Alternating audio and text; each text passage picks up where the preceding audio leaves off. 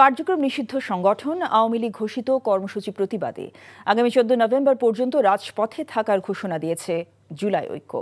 সকালে ঢাকা বিশ্ববিদ্যালয়ের মধুর ক্যান্টিনে আয়োজিত এক সংবাদ সম্মেলনে সংগঠনটির নেতারা এ ঘোষণা দেন।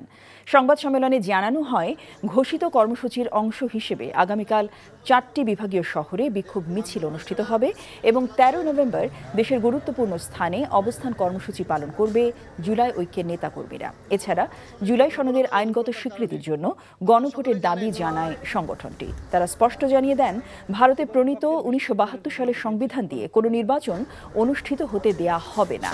নেতারা আরও দাবি করেন, দেশের 3টি সীমান্ত এলাকায় ভারতীয় সেনা ঘাঁটি স্থাপন করা হয়েছে, যা বাংলাদেশের নিরাপত্তার জন্য হুমকি।